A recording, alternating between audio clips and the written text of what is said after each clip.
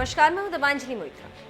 प्रधानमंत्री मोदी के पुराने दोस्त और इजराइल के पूर्व पीएम बेंजामिन नेतन्याहू की किस्मत चमकने वाली और लग रहा है कि वो एक बार फिर इजराइल की सत्ता में आ सकते हैं। खबर बताएं उससे पहले आपको बता दें कि पिछले साल बेंजामिन को पीएम का पद इसलिए छोड़ना पड़ा कि कोर्ट और इजरायली लोगों के विरोध के सामने बेंजामिन को आखिरकार सत्ता से हटना पड़ा, क्योंकि कोर्ट फैसला देने वाला था और महीनों महीने से प्रदर्शनकारी भ्रष्टाचार को लेकर सड़क से हटने को तैयार नहीं थे। ऐसे में बेंजामिन के पास कोई रास्ता नहीं था। फिर बेंजामिन नेतन्याहू को आखिरकार जाना पड़ा और फिर 3 पार्टियों ने मिलकर सत्ता संभाली और इसके नेता बने नफ्ताली बेनेट। लेकिन 1 साल भी नहीं बीता कि गठबंधन में मतभेद आ गए और अब खबर आ रही है कि नफ्ताली की सरकार अल्पमत में आ गई और लग रहा है कि सरकार से जाना उनका तय है। इजरायली संसद में 120 सीटें हैं, उसके हिसाब से सरकार को चलाने के लिए 61 सीट होनी चाहिए, लेकिन गठबंधन में मतभेद होने के नाते लग रहा है कि बेनेट इतना भी समर्थन नहीं जुटा पाएंगे।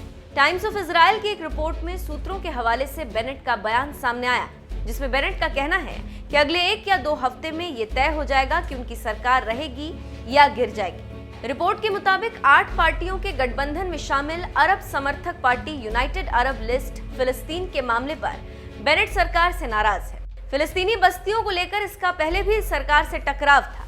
इस पार्टी का कहना है कि बेनेट सरकार फिलिस्तीन बस्तियों में यहूदियों को जगह दे रही और ये अरब मूल के लोगों के साथ नाइंसाफी।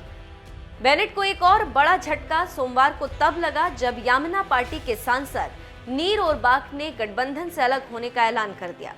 इसके साथ ही सरकार 59 सीटों के साथ अल्पमत में आ गई। ओरबाक का आरोप है कि प्रधानमंत्री बेनेट अरब पार्टी के सामने घुटने टेक रहे हैं। टाइम्स ऑफ इजराइल की माने तो पूर्व प्रधानमंत्री बेंजामिन नेतन्याहू एक बार फिर सरकार बना सकते हैं। इसके लिए उन्हें सिर्फ 2 सीटों का इंतजाम करना होगा।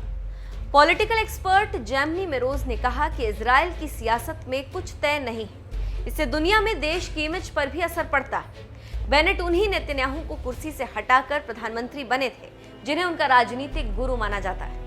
नेतन्याहू 12 साल प्रधानमंत्री रह चुके हैं, हालांकि वो भी गठबंधन सरकार के ही मुखिया थे। बेनेट सरकार के पक्ष में 60 जबकि विरोध में 59 सांसदों ने वोट किया था। जानकारों की माने तो नेतन्याहू के लिए सत्ता के दरवाजे अब भी खुले। अगर बेनेट सरकार गिर जाती है तो 2 रास्ते होंगे। पहला, नए चुनाव कराए जाएंगे। दूसरा, नेतन्याहू बहुमत का फिर जुगाड़ करें और सरकार बना लें। यामिना पार्टी के बेनेट को वैसे तो सितंबर 2023 तक प्रधानमंत्री रहना है। उसके बाद वो ये पद सहयोगी यार लैपिड को सौंप देंगे। ये गठबंधन की शर्तों में शामिल है। नेतन्याहू इसे सत्ता के लिए सौदेबाजी बता चुके हैं, लेकिन उनके खिलाफ भी भ्रष्टाचार के केसेस चल रहे हैं। अब देखना होगा कि 1-2 हफ्ते में इजराइल की राजनीति में क्या होता है और उसका परिणाम क्या आता है।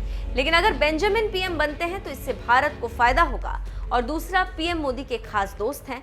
देखना होगा कि बेंजामिन की किस्मत पलटती है या नहीं।